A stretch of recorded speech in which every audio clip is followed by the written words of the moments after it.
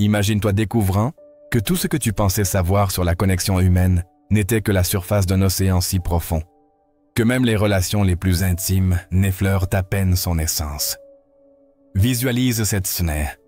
Tu observes deux personnes dans une pièce bondée, et soudain, par rien de plus qu'un geste subtil, un effleurement délicat de la nuque, un souffle murmuré contre une oreille. Toute l'atmosphère entre eux bascule. L'air lui-même semble s'épaissir d'une énergie si palpable que tous ceux qui les entourent s'écartent inconsciemment, comme s'ils assistaient à quelque chose de sacré et d'intouchable. Et si je te disais qu'à l'intérieur du corps humain se cachent 5 territoires secrets, 5 zones d'une vulnérabilité si pure qu'un simple baiser déposé là peut faire s'effondrer toutes les défenses qu'un homme a passé des années à construire. Ces points ne figurent dans qu'un manuel d'anatomie, ne sont enseignés dans aucune école, et pourtant, ils détiennent un pouvoir qui transcende la logique et la raison. Tu as peut-être déjà ressenti cette sensation troublante. Ce moment où quelqu'un t'effleure d'une manière particulière et soudain, le monde entier semble se rétrécir jusqu'à ne plus contenir que cet instant. Cette connexion électrique qui traverse ton être tout entier. Ton cœur s'accélère, ta respiration devient irrégulière et quelque chose au plus profond de toi se réveille. Quelque chose de primitif, d'authentique, de dangereusement vulnérable. Mais voici le paradoxe qui entra tes pensées longtemps, après avoir lu ces lignes. Pourquoi certains gestes, certains baisers, certains effleurements peuvent-ils déclencher des réactions si intenses qu'ils semblent court-circuiter notre capacité de réflexion rationnelle? Pourquoi un homme, peu importe sa force de caractère, sa détermination ou son contrôle de soi, peut-il se retrouver complètement désarmé par un simple contact sur ces zones particulières? La réponse n'est pas ce que tu crois. Elle ne réside pas dans la biologie pure, ni dans les explications simplistes que notre société nous propose. Elle plonge ses racines dans les profondeurs les plus obscures de notre psyché, dans ces territoires que même les psychologues les plus brillants n'osent explorer qu'avec précaution. Ces 5 zones ne sont pas simplement des points anatomiques. Elles sont des portails vers l'âme masculine, des fissures dans l'armure que chaque homme porte, qu'il en soit conscient ou non. Elles représentent les endroits où la vulnérabilité se cache derrière la façade de la force, où la tendresse se dissimule sous le masque de la dominance, où l'humanité brute transperce les couches de conditionnement social. As-tu déjà observé comment un homme peut changer instantanément quand ses zones sont touchées avec intention? Comment ses épaules se détendent? Comment sa respiration se modifie? Comment son regard se voile d'une intensité qu'il ne peut contrôler? C'est comme si tu avais découvert un code secret, une fréquence particulière qui résonne avec quelque chose de si fondamental en lui qu'il ne peut s'empêcher de répondre. Mais attention, car ce savoir porte en lui un poids énorme. Comprendre ces zones, savoir les éveiller, c'est détenir une forme de pouvoir qui peut construire ou détruire, guérir ou blesser, libérer ou emprisonner. C'est la différence entre être simplement présent dans la vie de quelqu'un et devenir inoubliable, entre partager un moment et créer une connexion qui transcende le temps. Alors, pose-toi cette question. Es-tu prêt à découvrir ces secrets qui ont été cachés depuis des millénaires dans les replis les plus intimes de l'expérience humaine? Es-tu préparé à comprendre pourquoi certaines personnes marquent à jamais ce qu'elles touchent, tandis que d'autres passent dans la vie sans laisser de traces?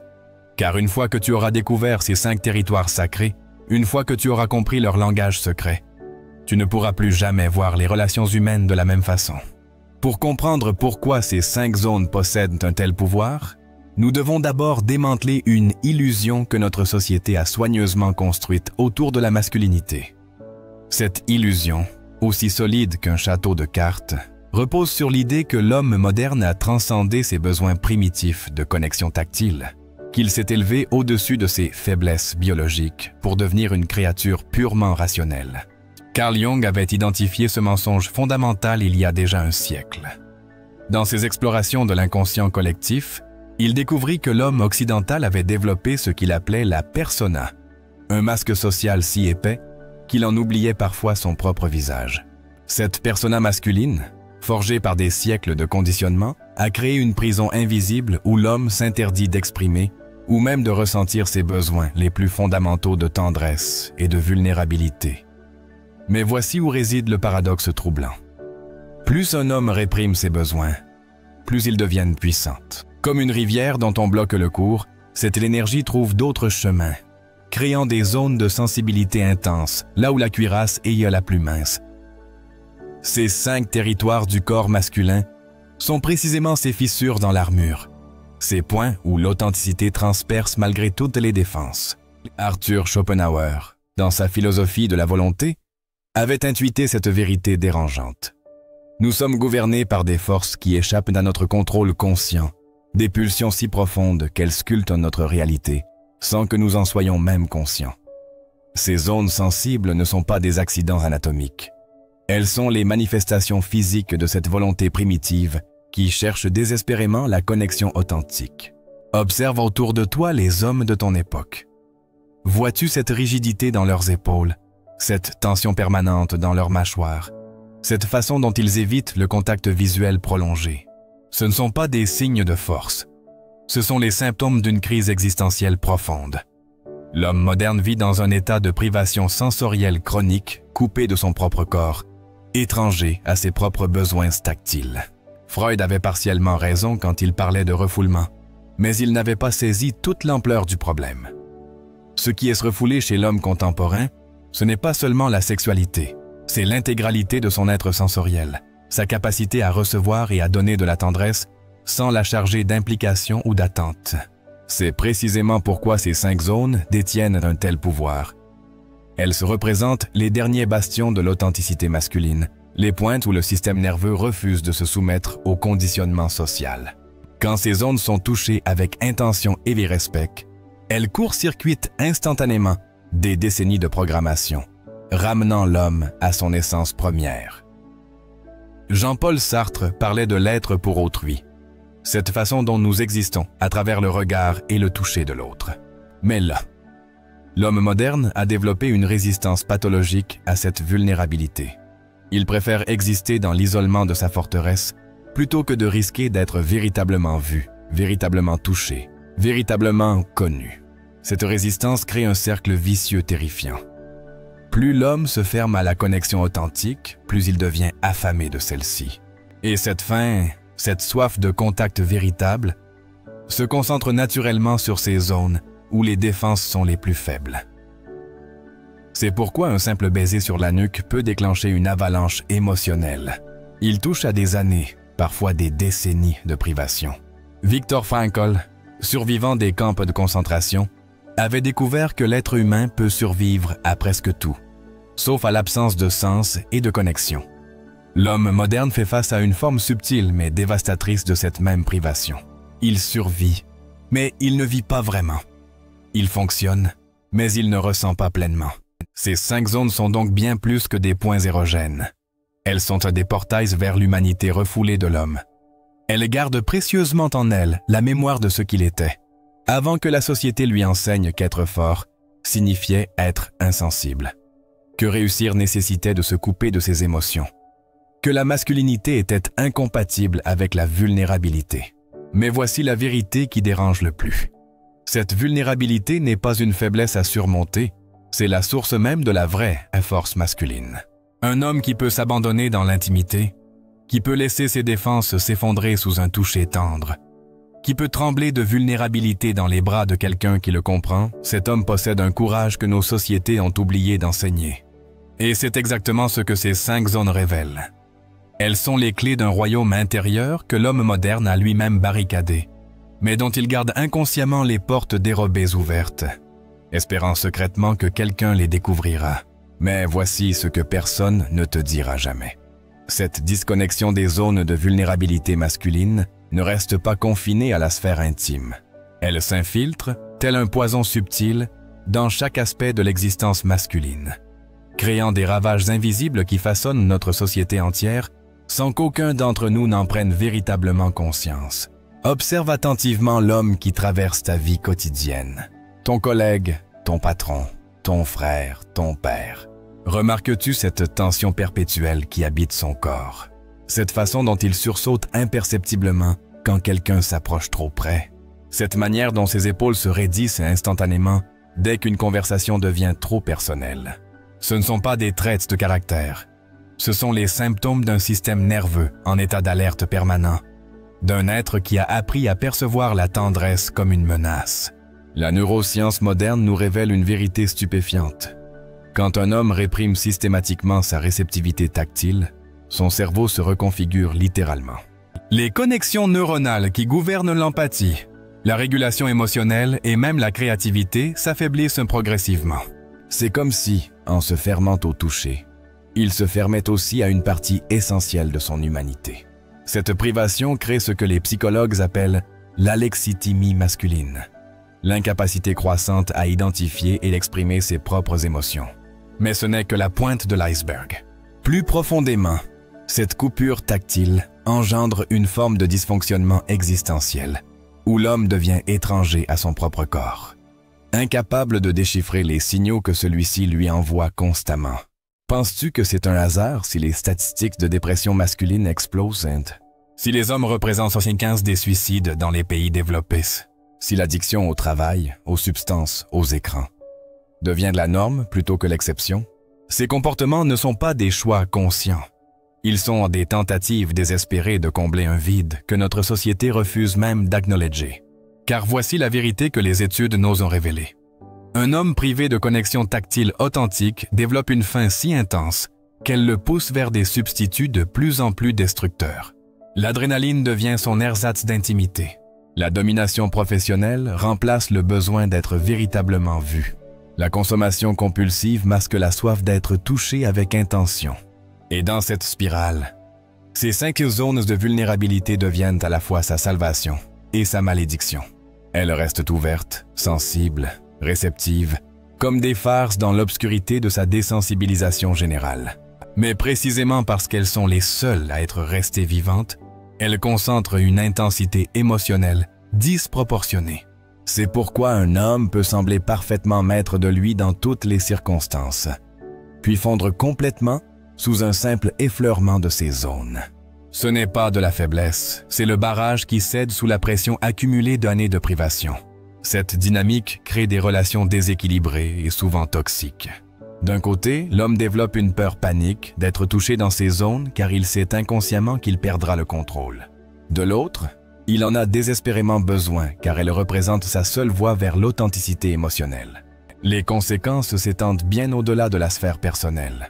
Dans le monde professionnel, cette incapacité à gérer la vulnérabilité se traduit par des styles de leadership rigides, une communication émotionnellement appauvrie et une culture d'entreprise où l'humanité est systématiquement sacrifiée sur l'autel de la productivité. En politique, elle engendre des dirigeants coupés de leur propre empathie, incapables de percevoir la souffrance qu'ils infligent, car ils ont eux-mêmes désensibilisé leur capacité à ressentir. Dans l'éducation, elle perpétue un modèle où les garçons apprennent dès le plus jeune âge que leur valeur réside dans leur capacité à ne pas ressentir plutôt que dans leur courage à être vulnérables. Mais le plus tragique, c'est l'impact sur les générations futures. Un père qui a perdu l'accès à sa propre sensibilité tactile ne peut transmettre à ses enfants que ce qu'il possède encore. La performance, la compétition, la répression émotionnelle. Il perpétue malgré lui un cycle de disconnexion qui s'aggrave de génération en génération. Ces 5 zones deviennent alors les derniers territoires de résistance dans cette guerre contre l'humanité masculine. Elles gardent en elles la mémoire de ce que l'homme était, avant d'être conditionné à avoir peur de sa propre tendresse. Elles sont les vestiges d'une masculinité authentique qui refuse de disparaître complètement. Et c'est précisément pour cette raison qu'elles détiennent un pouvoir si déstabilisant. Quand elles sont éveillées, elles ne font pas que procurer du plaisir. Elles rappellent à l'homme tout ce qu'il a sacrifié sur l'autel de la conformité sociale. Elles lui montrent, l'espace d'un instant, qui il pourrait être s'il avait le courage de défaire les chaînes qu'il s'est lui-même forgées. Mais cette prise de conscience s'accompagne d'une terreur existentielle. Que se passerait-il s'il abandonnait vraiment sa cuirasse? Serait-il encore accepté? Serait-il encore respecté? Serait-il encore nommé? Et si je te disais que la réponse à cette terreur existentielle réside précisément dans le courage de l'embrasser? Que la véritable rébellion contre ce système qui déshumanise l'homme commence par un acte aussi simple que révolutionnaire. Reconnaître et honorer ces 5 territoires de vulnérabilité comme des sources de pouvoir plutôt que de faiblesse. L'histoire nous offre des exemples troublants d'hommes qui ont osé défier cette programmation. Prenons Rainer Maria Rilke, ce poète qui avait compris que la seule patrie de l'homme, c'est son enfance. Il avait découvert que pour accéder à sa créativité la plus profonde, il devait d'abord reconquérir sa capacité à être touché, littéralement et métaphoriquement. Ses lettres intimes révèlent un homme qui cultivait délibérément sa sensibilité tactile comme d'autres développent en leur force physique. Ou observons Carl Jung lui-même, qui avait identifié que l'intégration de ce qu'il appelait l'anima, la partie féminine refoulée de l'homme, passait nécessairement par une réconciliation avec sa propre réceptivité sensorielle. Dans ses journaux personnels, il décrit des moments où un simple contact sur certaines zones de son corps déclenchait des révélations psychologiques majeures, comme si son corps y gardait des clés que son esprit avait oubliées.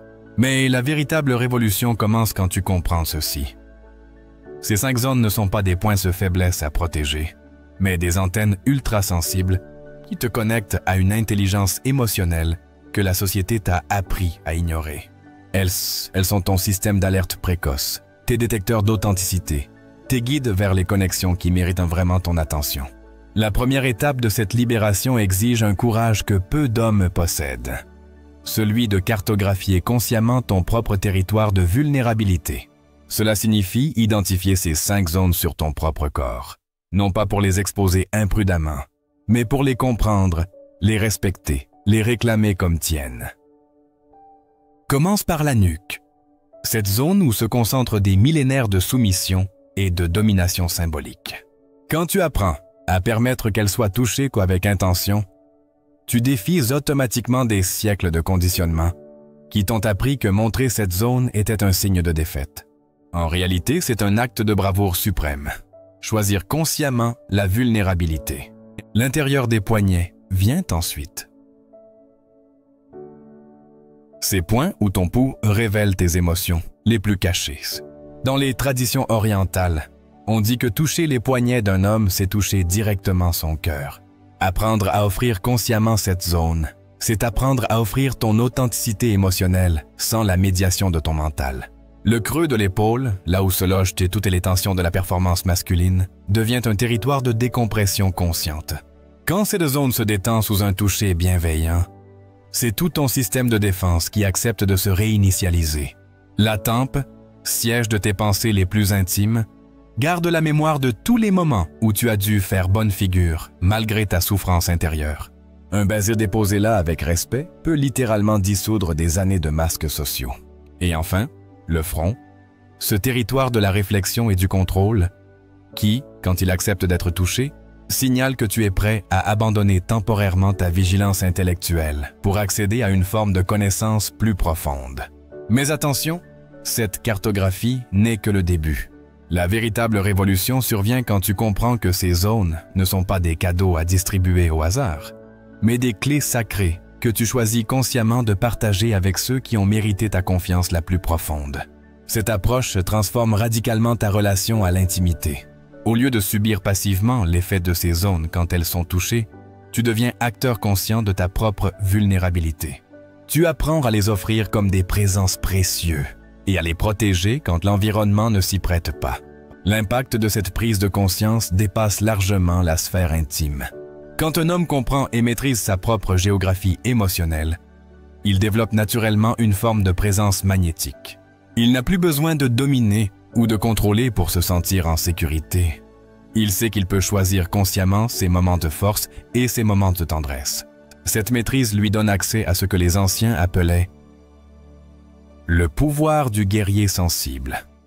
Cette capacité rare de pouvoir être à la fois protecteur et vulnérable, déterminé et réceptif, leader et disciple selon ce que la situation exige vraiment. Mais le changement le plus profond survient dans tes relations. Quand tu n'as plus peur de ta propre sensibilité, tu cesses d'attirer des personnes qui cherchent à exploiter tes faiblesses ou à renforcer tes défenses. Tu commences naturellement à attirer ceux qui reconnaissent et honorent la beauté de ta vulnérabilité consciente. Car voici le secret que les maîtres de l'intimité ont toujours su. Un homme qui peut consciemment offrir sa vulnérabilité est infiniment plus séduisant qu'un homme qui la cache. Il possède quelque chose que l'argent ne peut acheter, que le statut ne peut conférer, que la performance ne peut imiter, l'authenticité absolue. Et c'est exactement cette authenticité qui prépare le terrain pour la révélation finale. Mais voici la vérité qui transcende tout ce que tu viens de découvrir. La révélation si puissante qu'elle réécrit instantanément toute ton compréhension de la condition masculine. Ces 5 zones ne sont pas uniquement des territoires de vulnérabilité à maîtriser ou des clés d'intimité à partager. Elles sont les fragments d'un langage oublié, les vestiges d'une communication si ancienne et si profonde qu'elle précède même le langage parlé. Imagine ceci. Il y a des dizaines de millénaires, bien avant que l'humanité développe les mots pour exprimer l'amour, la confiance, la reconnaissance ou le respect, nos ancêtres communiquaient ces concepts vitaux par le toucher. Ces 5 zones étaient les mots de ce langage primitif, chacune portant un message spécifique, une information cruciale pour la survie et l'épanouissement de l'espèce. La nuque murmurait. Je te fais confiance au point de t'offrir ma protection la plus vitale. Les poignets chuchotaient. Je partage avec toi le rythme même de ma vie. Le creux de l'épaule susurrait. Tu peux reposer ton existence contre la mienne. Les tempes fredonnaient. J'ouvre devant toi mes pensées les plus secrètes. Et le front proclamait. Je dépose ma vigilance entre tes mains. Cette découverte bouleverse tout. Car si ces zones parlent un langage si ancien, cela signifie que quand elles sont touchées avec intention, elles ne font pas que déclencher du plaisir ou de l'émotion. Elles réveillent une mémoire cellulaire qui remonte aux origines même de l'humanité. Elles reconnectent l'homme moderne à une sagesse ancestrale que des millénaires de civilisation ont enterrée sous des couches de conditionnement social. Voici pourquoi un simple baiser sur ces zones peut te transformer instantanément un homme. Il ne fait pas que toucher sa peau. Il touche l'ADN émotionnel de son espèce. Il active des programmes neurologiques si profonds qu'il court-circuite immédiatement toutes les défenses que la modernité a érigées autour de son cœur. Mais la révélation ne s'arrête pas là, car en comprenant ce langage perdu, tu découvres aussi pourquoi certaines personnes marquent à jamais ceux qu'elles rencontrent, tandis que d'autres disparaissent sans laisser de traces. Ceux qui comprennent intuitivement ce langage tactile ancien ne se contentent pas de toucher. Ils parlent directement à l'âme primitive de l'autre. Ils savent que caresser la nuque d'un homme, ce n'est pas un geste anodin. C'est une déclaration d'intention profonde qui dit « Je vois ta vulnérabilité et je choisis de la protéger plutôt que de l'exploiter. » Ils comprennent qu'effleurer ses poignets, c'est synchroniser symboliquement son propre rythme de vie avec le sien. Ils réalisent que poser leurs lèvres sur ses tempes, c'est bénir ses pensées les plus intimes. Cette compréhension transforme radicalement la nature même de l'intimité. Elle cesse d'être une question de technique ou de performance pour devenir une forme de communion spirituelle. Quand tu maîtrises ce langage oublié, tu n'as plus besoin de séduire au sens traditionnel du terme. Tu peux directement toucher l'essence de l'autre, parler à cette part de lui qui a soif de reconnaissance depuis toujours. Et voici la vérité la plus troublante. L'homme moderne, dans sa quête désespérée de connexion authentique, cherche inconsciemment quelqu'un qui parle encore ce langage. Il ne le sait pas intellectuellement, mais son corps se souvient. Son système nerveux reconnaît instantanément la différence entre un toucher mécanique et un toucher qui porte en lui cette sagesse ancestrale. C'est pourquoi certaines rencontres changent à jamais le cours d'une vie. Ce ne sont pas les plus belles personnes qui marquent le plus profondément. Ce sont celles qui ont conservé, consciemment ou non, la capacité à parler cette langue primitive de l'âme. Mais la découverte ultime, celle qui réécrit tout ton rapport à l'existence, c'est que ce langage fonctionne dans les deux sens. Quand tu apprends à offrir consciemment ces zones sacrées de ton corps, tu ne fais pas que donner du plaisir à l'autre. Tu lui enseignes par l'exemple comment reconnaître et honorer sa propre vulnérabilité. Tu deviens un guérisseur de la disconnexion masculine. Chaque fois que tu permets à quelqu'un de toucher ses territoires avec respect, tu lui montres qu'il est possible d'être à la fois fort et sensible, protecteur et réceptif, leader et vulnérable. Tu incarnes la preuve vivante qu'un homme peut reconquérir son humanité complète sans perdre sa masculinité. Cette réalisation transforme ton rapport au monde entier. Tu cesses de voir les autres hommes comme des concurrents dans une course vers une masculinité toxique, et tu commences à les percevoir comme des frères égarés qui ont, comme toi, perdu l'accès à leur propre tendresse. Tu deviens si naturellement un pont entre l'ancienne sagesse et le monde moderne. Mais plus encore, tu découvres que maîtriser ce langage oublié te donne accès à une forme de pouvoir personnel qui transcende tout ce que la société moderne peut t'offrir. Car quand tu peux consciemment donner et recevoir cette forme de communication primitive, tu n'as plus besoin de validation externe, de statut social ou de possession matérielle pour te sentir complet. Tu portes en toi les clés d'une intimité si profonde qu'elle transforme instantanément chaque relation que tu choisis d'honorer de cette façon. Tu deviens celui qui peut t'offrir ce que l'âme moderne cherche désespérément. Un retour à l'authenticité pure, une reconnexion avec cette part oubliée de l'humanité qui sait encore comment aimer sans condition, comment toucher sans posséder, comment être vulnérable sans être faible. Et dans cette maîtrise, tu découvres enfin qui tu es vraiment. Non pas un homme diminué par sa sensibilité, mais un être humain complet qui a eu le courage de récupérer toutes les parts de lui-même que la société lui avait appris à abandonner. Car voilà la vérité finale. Ces 5 zones ne te rendent pas plus vulnérable, elles te rendent plus vivant.